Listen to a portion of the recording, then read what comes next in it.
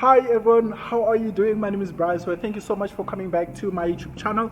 Really appreciate having you here. It really means a lot having people that check out the content that I put out. I almost said that I constantly put out, but that would not be accurate. So thank you to all the people that consume the content that I create and put out there, because I do that for people to check it out, you understand. So I really appreciate the fact that I have people out there who are checking this content out. I'm not just creating it for myself, so thank you for that. So just one, it's not really a disclaimer, but something that I need to mention. So I actually didn't realize that I would need to have a part 2 of the previous video, because I found, so I usually write my letters like on a piece of paper. So I actually had my letters or the words on like paper, the words that I was going to use for the next video, right? So I took that paper and I made the video, and then only after creating that video did I realize that there's actually more, there were actually more words or more names, more Xitsonga names that start with the letter M. So I was like, I'll actually need to do a part 2, and this is that part 2. So my videos always, get so prolonged, and it's always something that I, never expect. My plan, like the plan in my head is to get a video that will, take me 10 minutes to record, but it's never that way, because I'm such a storyteller. Like, I will tell you stories for days, and that just makes my videos super long, and that's what I'm actually doing right now, instead of actually giving you what I came here to do. So let's actually start. So this is part 2 of Xitsonga names that start with the letter M. So I promise this is the last, what? Yeah, so this is part 2 of letters that start with with names that start with the letter M, right? So there won't be anything after this. We'll obviously jump on to the next letter, which is N. And I can't wait for that. I was really looking forward to names that start with M, because I know M has like a lot of names, and that's why I actually had to do a part 2, because the names are a lot. So let's actually start with the lesson of the day. So if you're new, or if you're watching this video for the first time, or if you've never watched any of my videos, so how it works here is that I give you, so I'm going to give you Xitsonga names, right? So you probably don't know how to, if I just read it out to you, probably not know how to write it yourself, or how to spell the word that I am, the word that I'm giving you, right? Because I'm just gonna say it. So what I usually do is I ask people to have a pen and paper as they watch these videos, right? So that they can. Okay, so there's an echo thing on my video, so I'm just making sure. Okay. Yeah, I just need to make sure that it's not affecting the video. Okay, I think it's gone now. Good.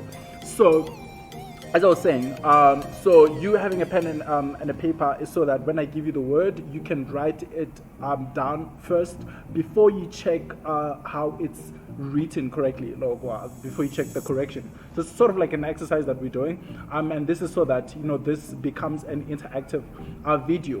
Even if you watch it like 10 years later, that you can just have the video there, have your pen and paper there, and you can still actively learn. You can still engage with me while watching the video, and I think I did it that way so that because I think when you're like more active, and you are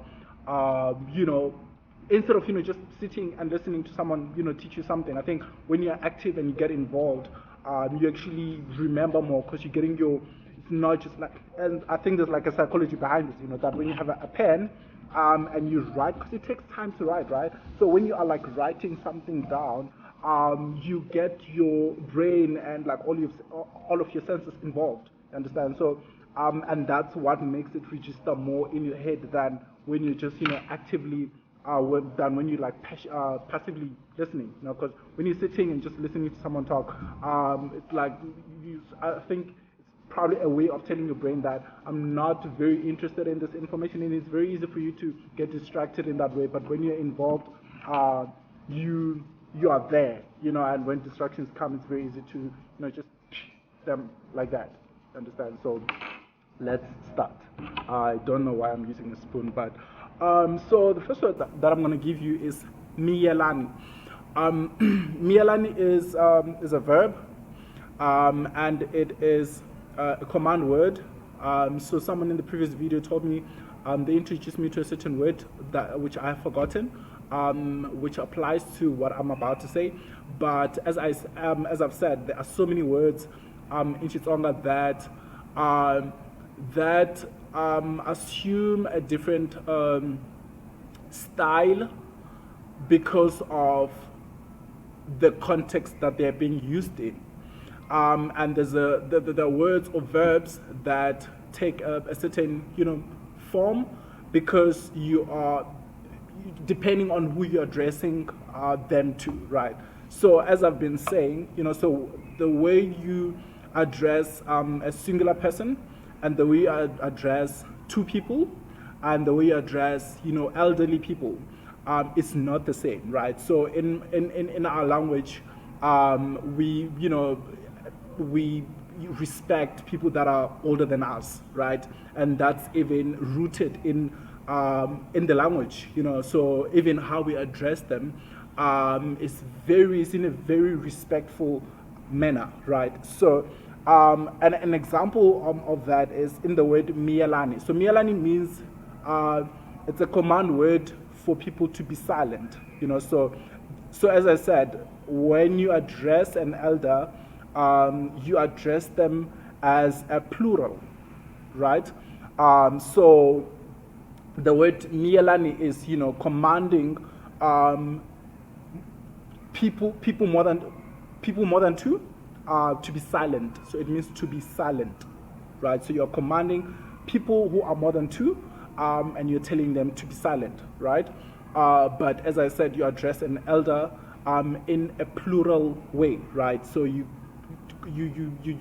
speak to an elder as if you're speaking to two people or to more than two people. So just see it that way.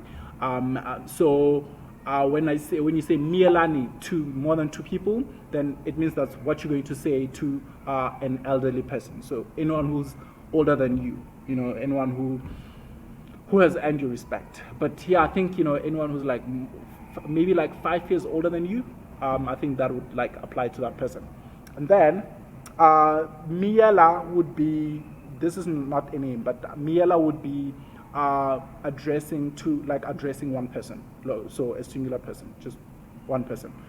So that's miyela, and the only difference here is the ni at the end. Miyelani and miyela, so that's the difference. So it's miyela to an individual or to a singular person, and miyelani to more than two people, right? Let's move on to the next one. The next one is misho. Misho, it's a noun word, and it means morning.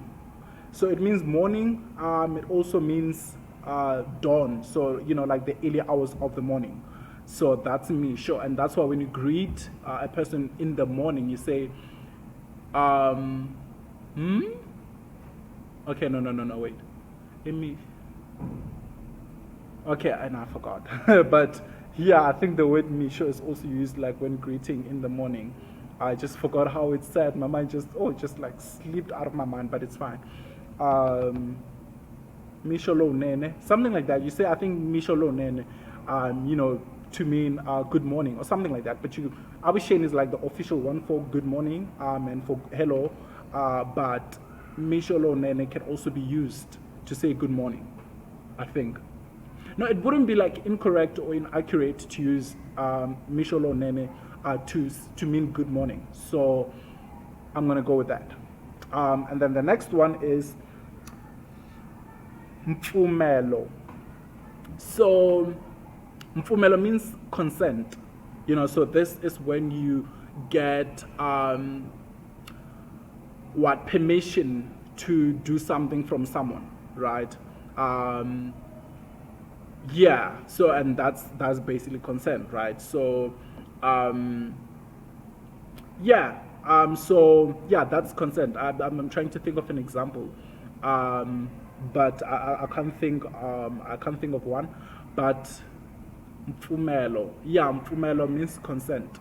So when you're given permission to do something, so I think, yeah, it will be used in the context of, if you want to hug someone, you have to get their consent. So I think how you'd say that is ndzi kombela mpfumelo woku tlhavula voko, so may I have, the permission, or may you give me the permission to shake your hand or something like that, right? So it's about giving someone consent, mpfumelo. And then the next word is mpimo. Mpimo means measure. So no, wait. Mfumelo is a noun. I think it's a noun. Mfumelo. Yes, mfumelo is a noun. Please correct me if I'm wrong. And then mpimo, which is the next word, and it means measure. Mpimo can be mpimo is a noun. It's also a noun. So a measure of something. So if you want to say, so if you want to ask someone to measure something or to weigh something, the word to use there would be pima masilama. So measure or weigh this milk. And then I think we'll get to the word pima at a later stage. But mpimo is it's a measure of something, right? And then the next word is mushuri.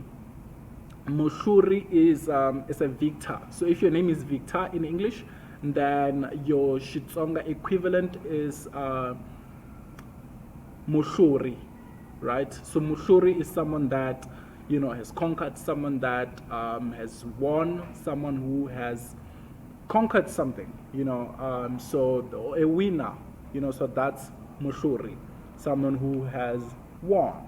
Oh, yeah, yeah. Yes, that. And then the next one is mulweri. So mulweri, so the word mulweri, I would think comes from the word mulwi. So mulwi is someone who fights. It's a fighter, mulwi. And I don't know if that's like an actual word, but it makes sense in my head. So just go with me. So mulwi is a fighter, and then mulweri. So it's someone who sort of like fights for others. So the word that I have, or the English word for mulweri is, what is it? Advocate. Or I also have defender, or I also have protector. So this is basically someone who fights for for others, or someone who defends others, or someone who protects others. I mean, when you're defending for someone, you are protecting them, right?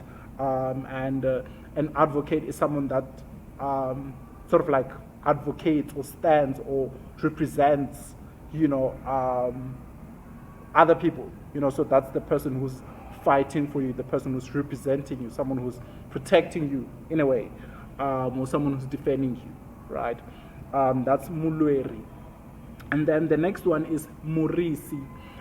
So if you are familiar with the Bible, and if you are, if you're familiar with the Bible, so the Psalms 23, I think it talks about a shepherd, right? The Lord is my shepherd, yes, famous verse.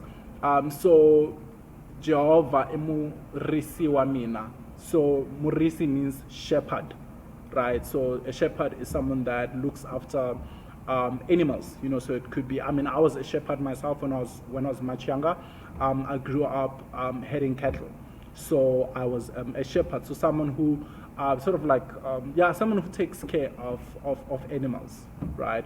But maybe not animals, not all animals, but I think you understand what that word means. So if you don't, just look up the word shepherd and get examples, so that you get an idea of what murisi is, right? But sort of like someone who guides you, someone who who shows you the way, the way, but someone who guides you, sort of like a guide of some sort. And then the next word is Musa. So if you watch Gianni Land of Blood, there's a guy called Musa in the show, and the word means kindness, kindness, kindness. Unamusa. So Musa is a noun. It's a noun, yes. Is it? I think it is. Musa. Yes. I think. Okay, I'm not sure. I'm not sure. But it's definitely not a verb. So it's either an adjective or a noun, but I'm not sure. So my head is just not in the right space to like think of that right now. So, but Musa means kindness, right?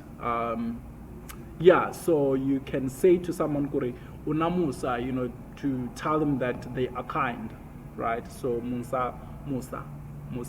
And I think this is a very common Tsonga name. A lot of people are familiar with this name. So, yeah, if you didn't know what this name meant before, now you do. It means kindness. Then the next word is Mubumbi. So Mubumbi comes from the word Wumba, I think. Like, I'm not a Tsonga expert, so I'm just gonna but I've been speaking this language my whole life, so I'm giving you that.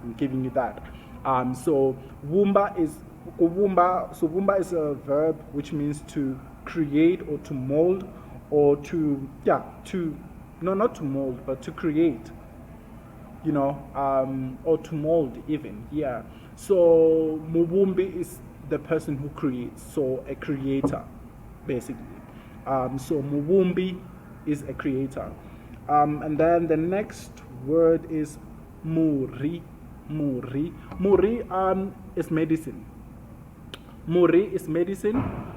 So this could be traditional, it could be Western, it could be any kind or any type of medicine. So that's Muri. But then there's something to take note of here. So there's the word Muri, which means medicine, and there's also a word Muri, I think, which means a tree. So I'm just not sure what the difference is there, but I know one means, medicine, and then the other one means a tree. So I'm just not sure. As I said, I probably should have, researched that before I did the video, but yeah, that's that. And then the next one is Mubangi. So the word Mubangi comes from the word Vanga. So Vanga Kuvanga, it is to cause something. So sort of like an instigator of some sort. No. Or of some sort. So someone who caused something. So you're the reason something is happening. So the first person to throw, or the first person to to do something, and then other things happen after that. So the first one is the one who caused whatever that thing is, so whatever reaction happened after that. So Mubangi would then be, the person who caused that. So Mubangi is someone who, so it's the person who caused something to happen, right? The other word that I got was trigger. So I'm not sure if trigger applies here, but it's sort of like there. It's not very inaccurate. And then the next one is Mutsemi. So Mutsemi, so the word Mutsemi comes from the word tsema. And then the word tsema means to cut, right?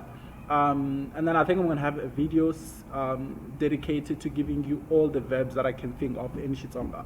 And then I'll give you nouns, I'll give you adjectives, and then adverbs, and so that you know how to, I think that will make things easier for you, so I'm just going to give you the same words that I'm giving you now, but then you'll see them, coming in different forms, so that you then know how to create your own sentences out of these words, right? And so that you can differentiate the different forms that they come in, and stuff. And I think, I think the more I throw these words, your way, and then I think the more you get familiar and the more you get used to them, and I think that's how you're gonna master this language, right? So the next one is mutsemi. Mutsemi meaning that the cutter, someone who cut something. So to kutsema means to cut, and then mutsemi is the person who is cutting. So the person who cuts, so the cutter. Not the cutter, or not the cutters, the Beyoncés and the Jay-Z's, but someone who is cutting something. And then the last word of this video is mongo. So mongo, I think, has two meanings. So the first one is bone marrow. So the thing inside the bone. So let's say so you're eating beef, and then there's a bone, and then there's that thing the thing that was blood, and then now it's turned into some sort of a soft mushy thing in there. That's the marrow of the bone, right? So we eat that, obviously, when we eat meat, and we call that mongo, right? So, and then the other meaning of the word mongo is essence of content. So if I am giving you a speech, and if this whole video was a speech, and then I'm trying to give you the essence of what I am saying to you, or the essence of my speech, that would be the mongo of my speech, the sort of like the backbone, or the most integral part, or the most important part of what I am giving you. So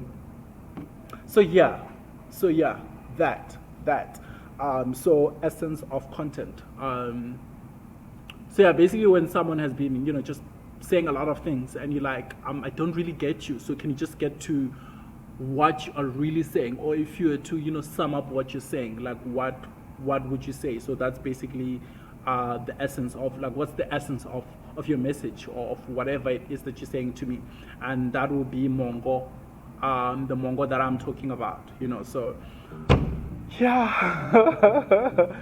so I am done, and thank you so much for watching up until this until the end of the video. So but then one thing that just crossed my mind now, as I'm doing this video, is how effective are these videos in trying to learn the language, because and it's easier for me to gauge that because I have also been trying to learn other languages, so I think of the strategies that I use, or that I'm using to learn these other languages, and then think if when applied to learning Xitsonga, if the same methods are going to work, or if the same methods work when it comes to learning my language, so it's just something that I was thinking about.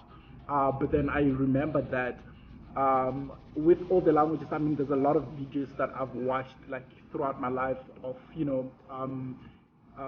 so English learning videos, right, that I've watched, of people just talking for like hours and stuff, and then wondered if I ever learned anything in that. And I must say that I've watched 1 hour long videos of someone just talking for like a full on hour, and someone giving you different verbs, or adverbs, or nouns, or whatever, in English. And usually if I watch until the end, and then I watch that like the second time, that's when I absorb most of the content. So after, like, if I watch like a 1 hour long video of things like that, where someone is just talking, I do, especially when I'm paying attention, I do understand, everything, and I, at the end, I'll think, oh no, I got that. But honestly speaking, if you ask me a question on, what I just learned, I will not tell you a thing, But usually when I repeat the same video, I repeat it over and over and over again, that's when I start, absorbing that content, and then that's when, even in practical real life situations, that's when these words come, so maybe when I'm like in a scenario where I need to use a certain word, it just comes at the right time, because my mind has absorbed that, and it's now in my sort of like long-term memory. So yeah, I think that's just something I wanted to mention, to say like, so, and also goes, to like how you learn information or how you absorb information, but then one thing that was something that was proven is that obviously when you're like more engaged in something, you are bound to learn more than when you just absorb theory.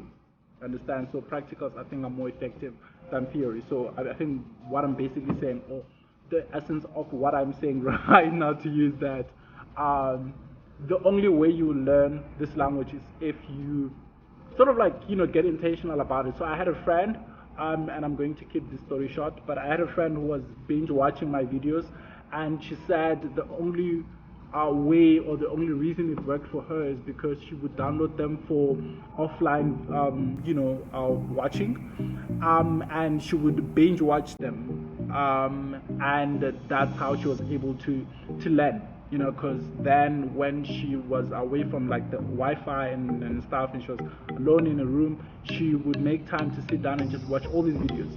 And if you do that, trust me, that's gonna help you a lot. Understand? So so yeah, that's basically that. And I'm going to end this video here. So thank you so much for watching up to this far.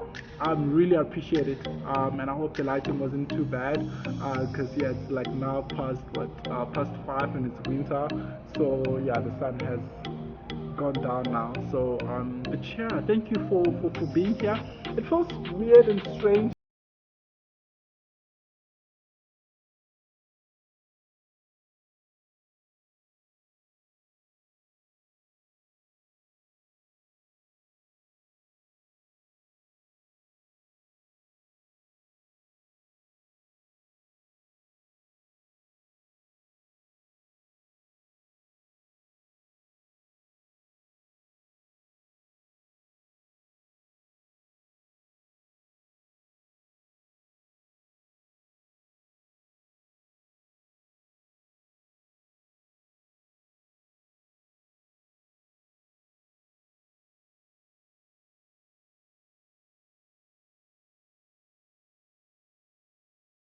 on what you think of this video and all the other content that I have on my channel. My name is Brian Siweya. Follow me on Facebook. It's Brian Siweya. It's a page.